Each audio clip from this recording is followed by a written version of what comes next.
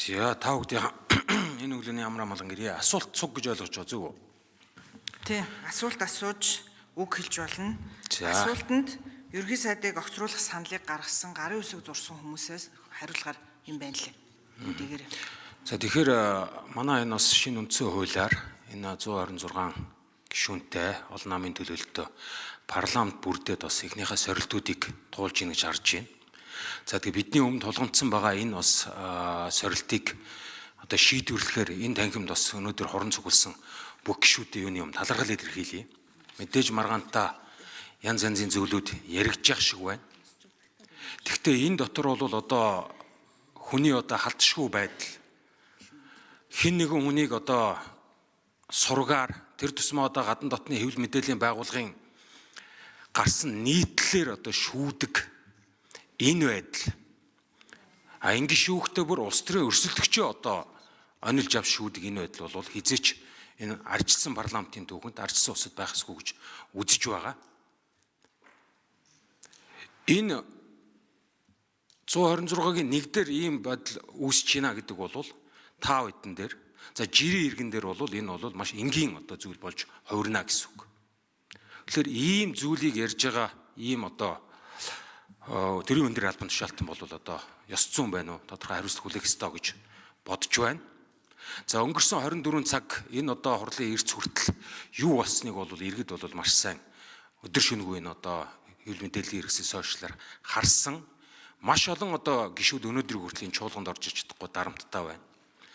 Гадаад дотоод явуулсан байна.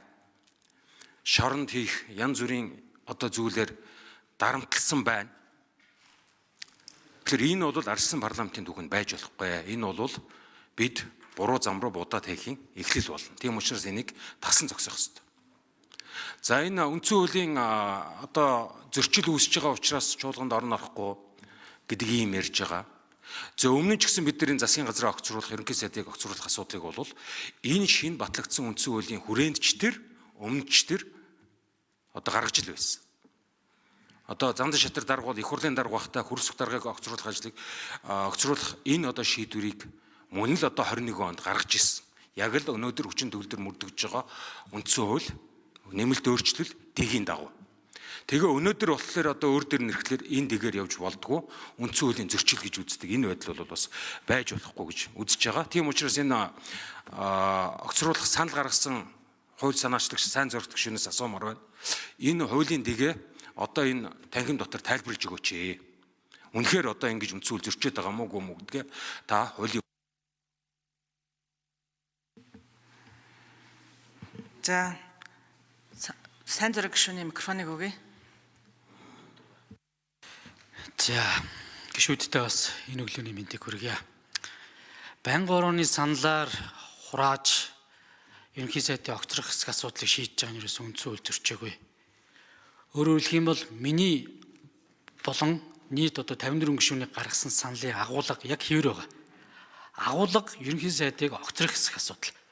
Өөрөөр хэлэх юм бол энгийн логикоор байнгын ороо уг асуудлыг эрхэлсэн байнгын ороо нь авч хилцээд тэр байнгын орооны гишүүд нь өөрийн итгэл үнэмшил зарчим байр сууриаар саналаа хураалгаж байгаа.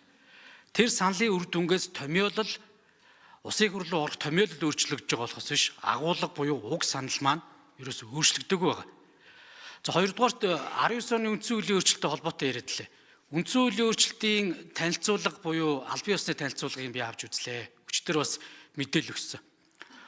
Уг танилцуулга дээр ерөнхийдөө 76 гишүүнтэй парламент байж хахад 39 гишүүн эрс бүрдээд 20 гишүүнээр ерөнхий сайдыг огцруулдаг байсныг одоо халж засгийн газар гэдэг томьёолоос нь татгалзаад ерөнхий сайд гэдэг агуулгаар нь буюу кабинетийн зарчмаар нь хариуцлага хүлээх ёстой гэдэг үндслээр ерөнхий сайд гэдэг томьёолоор үзээд ерөн энэ хуралдаанд оролцсон гишүүдийн олонхоор биш нийт гишүүдийн олонхоор буюу за одоо 126 парламентын гишүүдийн 50 дээр нэмэх нэгээр л асуудлыг аль нэг талтаа гаргаж шийдъя л гэсэн.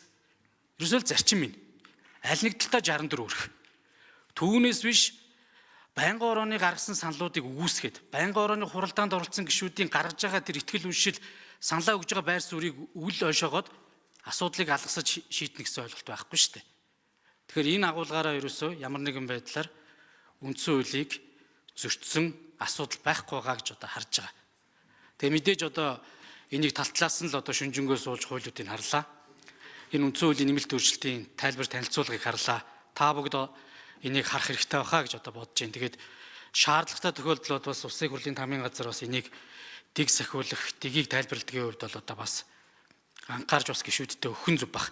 Тэгээ бид нөгөө өмнө нь хэрэгжиж исэн хуулигаа өөртөө ашигтай байдлаар ингээд тайлбарлаад авах тусам л одоо энэ үндсэн хууль их хэврэг зүйл болно. Тийм учраас бас гишүүдтэй одоо нэгэнт одоо хууль нь, агуулга нь, текст нь бүх зүйл нь өөрчлөгдөөгүй. Харин одоо 19 оны үндсэн хуулийн нэг юм чи ерөөсөө огцруулсан тохиол 30 хоногийн дотор ерөнхий сайдад томилороо гэдэг цаг хугацааг л нэмж өгсөн юм билээ бас. Тэгэхээр бид одоо ийм зүйлүүдээр ингэж ард иргэдтэй төөрөгдүүлсэн мэдээллийг өгж бас хоёр тал талцаад одоо юггүй. Тэгээд мэдээж байнгын ороо шийдвэрээ гаргах эрхтэй. Байнгын орооны саналын дагуу явж ирсэн энэ жишг байна. Хуулинч тийм. Тэгээ үнгээрээ одоо саналаа ураагаад явах болов уу гэж одоо би зүгээр харж байгаа.